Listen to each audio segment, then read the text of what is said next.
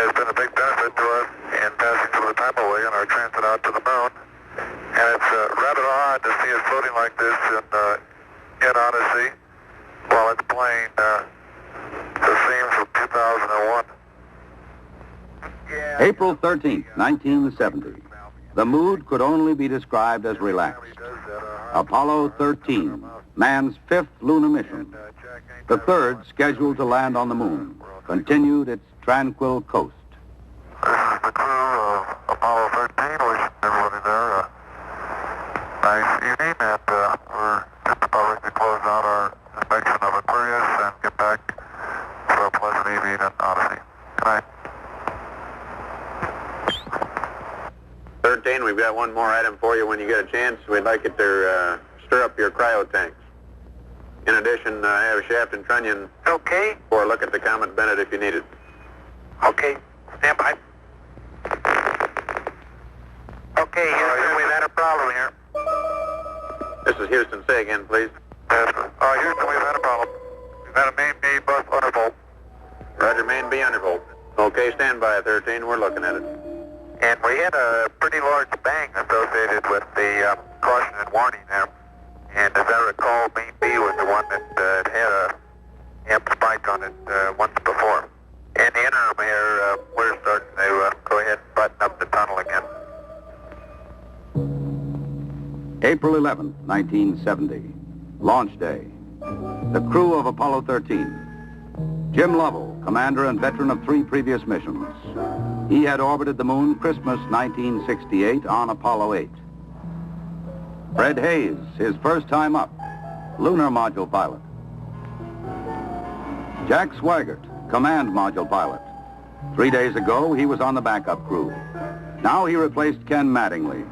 Mattingly had been dropped from the mission because he had been exposed to German measles. He would watch the launch from Houston's mission control. Auto sequence initiated, flight. Roger. Flight booster. Go. S4B pre-press complete. Roger. Flight booster. S1C pre-press complete. We're on internal power and we'll go. Roger. How's it look, Econ? You got your space? Looks good, flight. Okay. MCC record us to flight speed. Ignition, flight. Roger. Roger. Clock start, flight. Roger. Let's just go, all engines. Roger. Okay, Fido, how's it look? Looks good here, flight. Good agreement. Okay, booster, how do you look? S1C looks good, flight. Okay, Capcom, we go, you on the ground.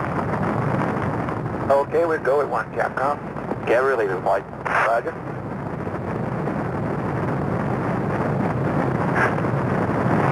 Booster, how do you look? We look good, flight. We'll go. Okay, Fido. We're go, flight. Looks good here. Guys, how's it look? Good, flight. Okay, Econ, GNC. Looks good, flight. Looks good, flight. Okay, Sergeant. It looks fine. Through max Q and we'll go, flight. Roger, booster.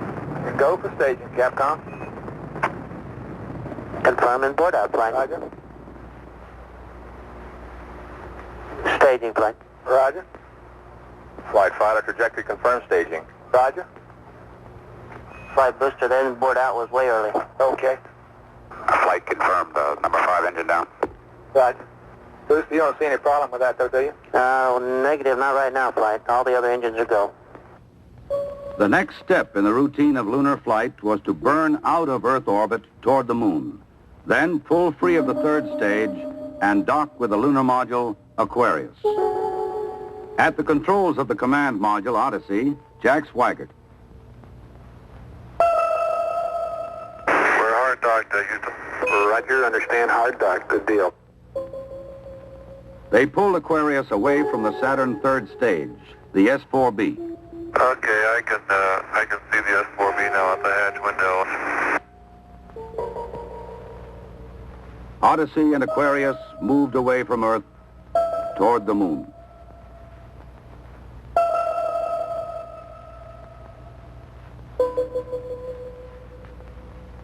Okay, Houston, we've had a problem here. Flight guidance. Go guidance. We've had a hardware restart. I don't know what it was. Okay. Houston, we've had a problem. We've had a main B bus undervolt. You see an AC bus undervolt there, guidance? Or, Ecom? Negative, flight. I believe the crew reported it. We got a main B undervolt. We may have had an instrumentation problem, flight. Roger. And we had a pretty large bang associated with the caution and warning there.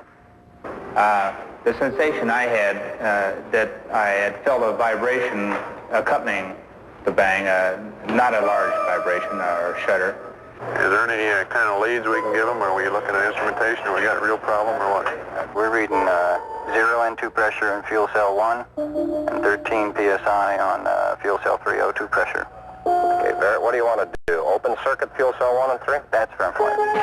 Shut down the reactance valve, and I asked for reconfirmation, since when you do that, it's sort of irreversible. If you shut one of these things down, they only can be restarted from ground support equipment.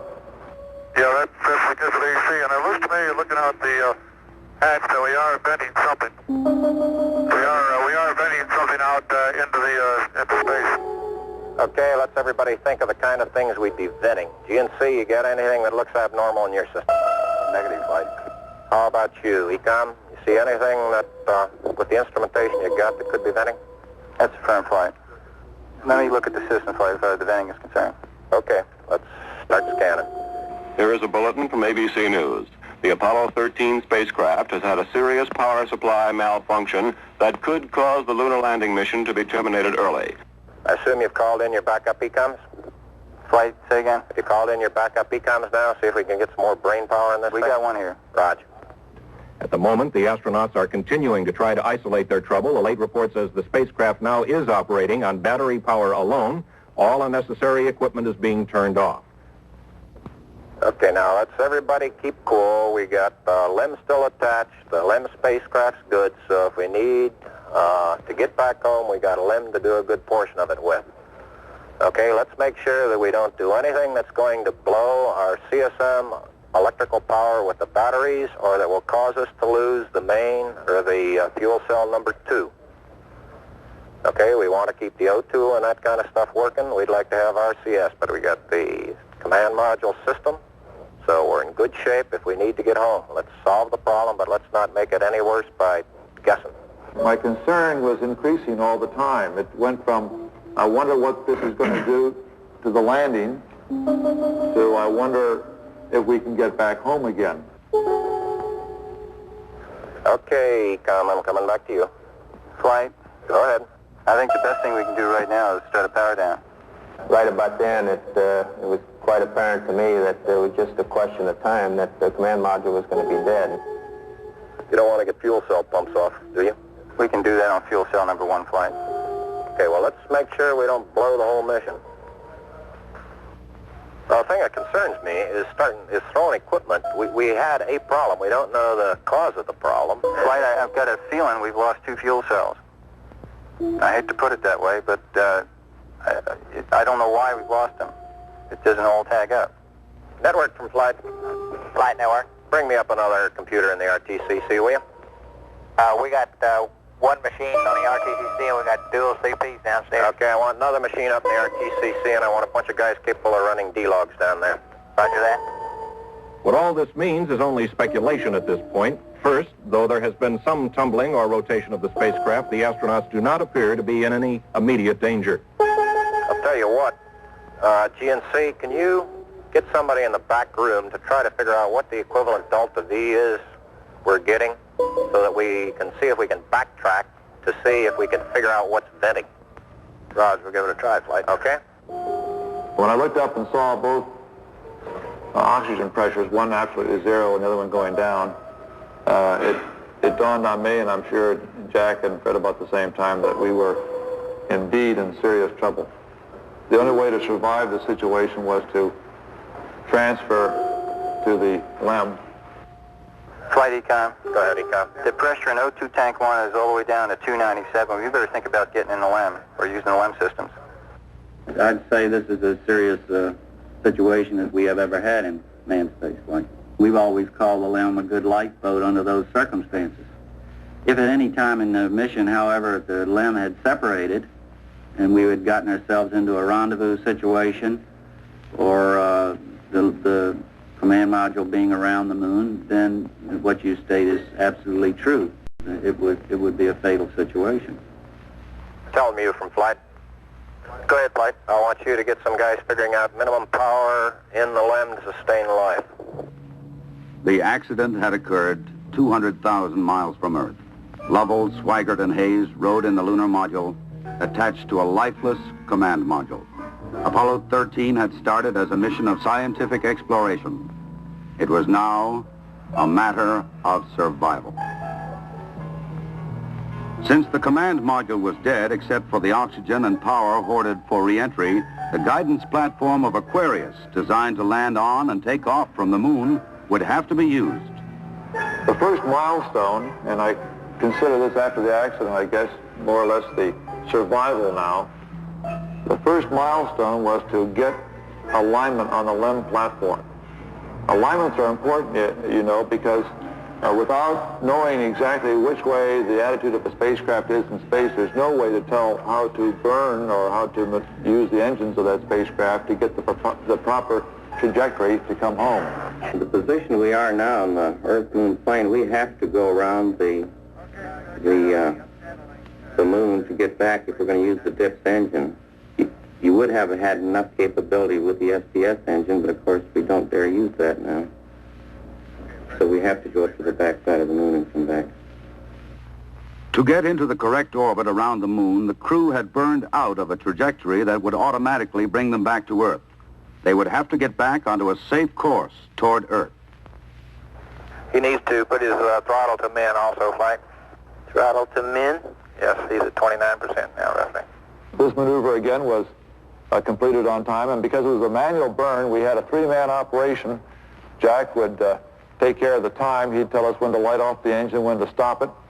Fred handled pitch maneuver, I handled the roll maneuver, and I pushed the buttons to start and stop the engines. Aquarius, and you go for the burn.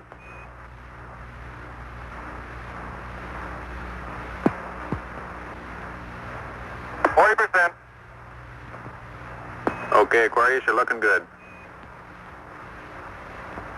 Auto shutdown.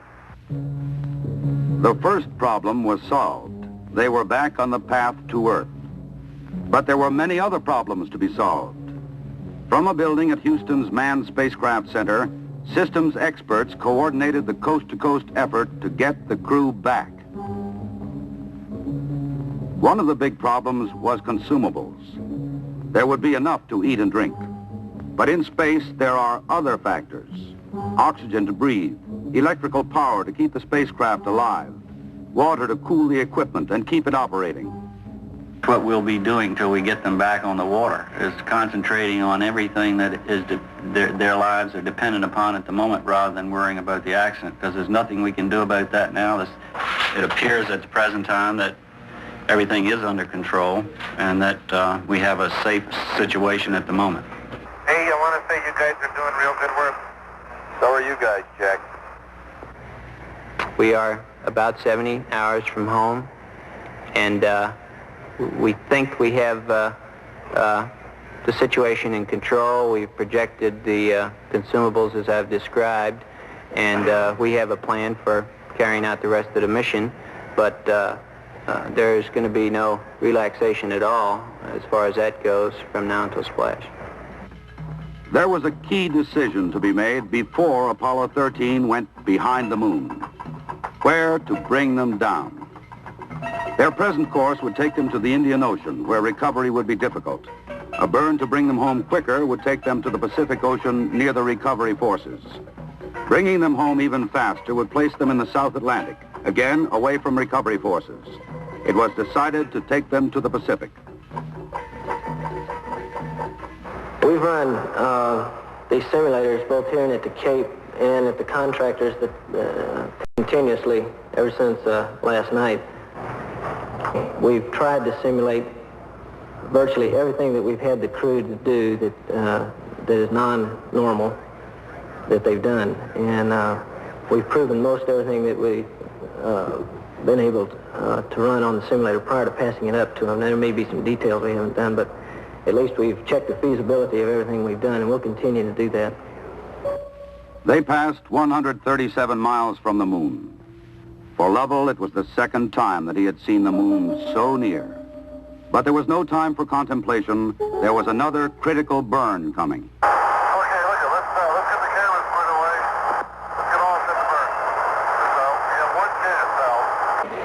And in Houston, the newsmen poured in to tell an anxious world the story. Well, that was going along with the ignition. Shortly after Apollo 13 had separated from the Saturn third stage, the stage had been sent onto a trajectory toward the moon. Its impact would be recorded by the seismometer left by Apollo 12. By the way, Aquarius, we see the results now from 12's seismometer. Looks like your booster just hit the moon and it's rocking it a little bit. Over. Well, at least something worked on this flight. I'm sure glad we didn't have a limb impact, too. Jim, you go for the burn. Go for the burn. Roger, understand. Go for the burn. Guidance okay? We're good, flight. Control okay? We're okay, flight. Tell me we're go, flight. Inco okay? We're good, flight. Ground confirms ignition. We're burning 40%. West Houston, you're looking good. Roger. Shut down. Roger, shut down. I say that was a good burn. Roger, now we want to power down as soon as possible. Understand. To conserve the electric power and cooling water, the crew shut down all but the vital, life-sustaining systems of the LEM. I think the LEM spacecraft's in excellent shape, and I think it's fully capable of getting the crew back. I think, as we have found before, every time we've put the LEM spacecraft to a test, it's always done much more than it was guaranteed to do, and I think this is a good case in point. Conserve the consumables, cooling water, electric power. The LEM water gun was leaking, and we shut that off. I guess it leaked about a quart of water, I would estimate. But it took me about 2 days to get my feet dry, and of course, I think you were all aware that the temperatures were going down in both vehicles, and it's made for very chilly feet for a couple days.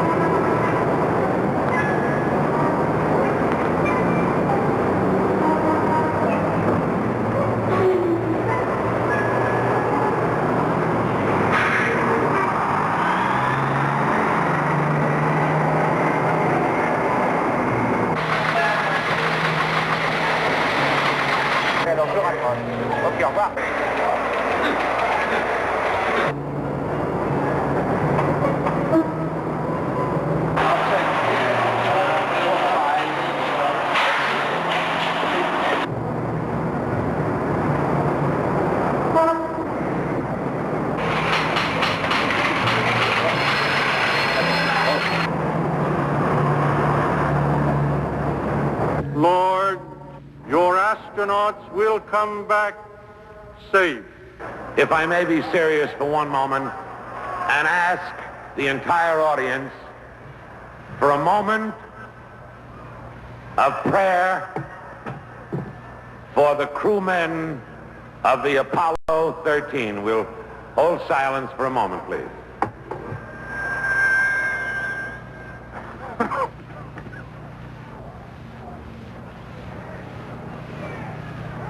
RCS-A stands at 62% and B at 62%.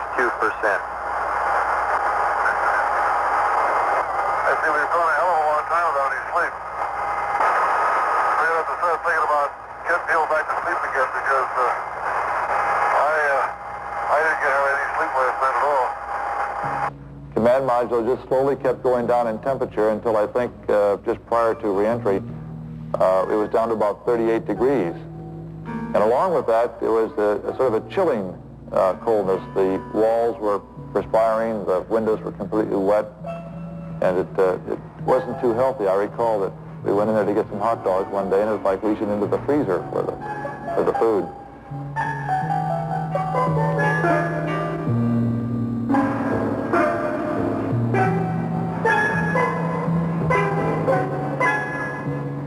If you want my opinion of how they handled the situation when it happened, they handled it exactly like we'd expect them to. They were about as well on top of it as anybody could be, knowing what we knew, which isn't very much, I'll have to admit. but I think they did everything right within the knowledge that was available to us in a timely fashion, which is what all we expect of them. I think they did a beautiful job of it. We actually had a third little sleep restraint, which Fred then put on and buttoned up and kept a little bit warm. The astronauts faced another problem, their own exhaled breath. The lithium hydroxide chemical to take carbon dioxide out of the air was not sufficient in the lunar module. They would have to adapt the canisters from the command module to fit the hoses in the LEM. On the ground, an adapter was fashioned from materials the crew had available in the LEM. Cardboard from a checklist, plastic bags, and tape. After checkout in an environmental chamber, the directions for construction were sent up to Aquarius. At this point in time, I think the partial pressure of carbon dioxide was reading about 15 millimeters. And we constructed 2 of these things and put them online, and I think within an hour, the partial pressure of CO2 was down to 2/10. So you see that survival now became one of initiative and ingenuity, and it was one which the ground continually helped us along. We had all kinds of people on the ground trying to think up ways of extending our lifetime. There would be still another burn, a mid-course correction to get Apollo 13 into the narrow corridor through the atmosphere for a safe return to Earth. We're at burn attitude, flight. Knowledge. Ignition. Thrust looks good. Shut down. Hang in there, it won't be long. There were moments when I didn't know how much consumables we had, whether we could make it back or not, but in a situation like that, there's only one thing you can do. You just keep going, and you just keep thinking up where you can get more consumables. And so that's exactly what we did. On April 17th, they prepared for re-entry. After a small course correction burn, they jettisoned the damaged service module. Copy that. And there's one whole side of that thing missing. Is that right? The whole panel is blown out, almost from the base to the engine. Really a mess. Man, that's unbelievable. Next, they got back into Odyssey to jettison Aquarius prior to entry into the atmosphere. Okay, copy that. Farewell, Aquarius, and we thank you. Okay, LOS in a minute or a minute and a half. At entry attitude, we'd like Omni Charlie. And welcome home. Thank you.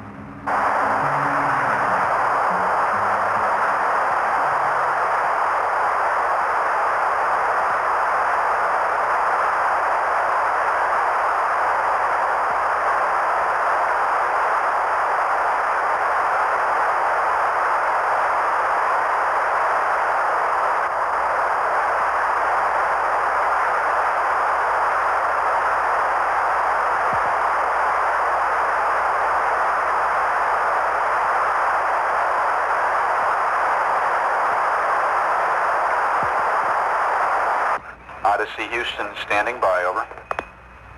Okay, go over.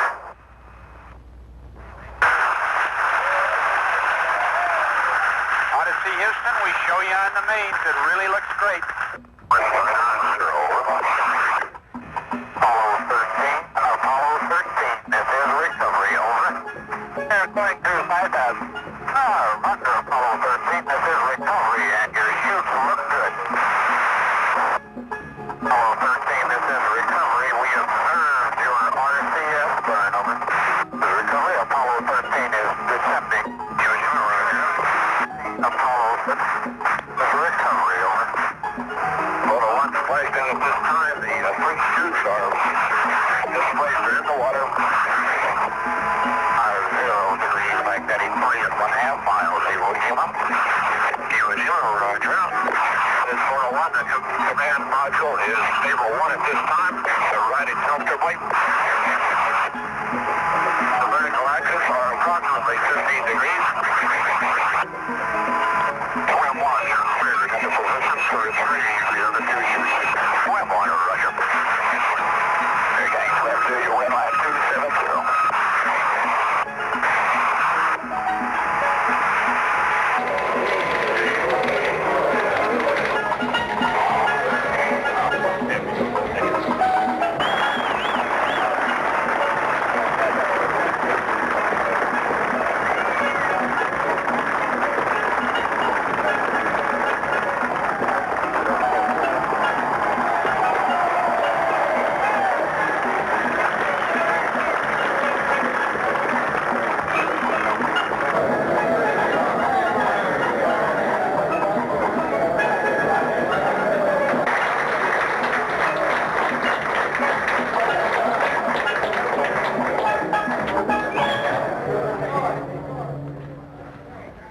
recall, Captain, that when I spoke to you on the phone, you said that you regretted that you were unable to complete your mission.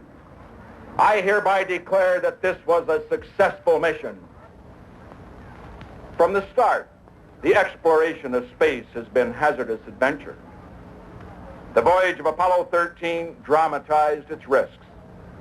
The men of Apollo 13, by their poise and skill under the most intense kind of pressure, epitomized the character that accepts danger and surmounts it.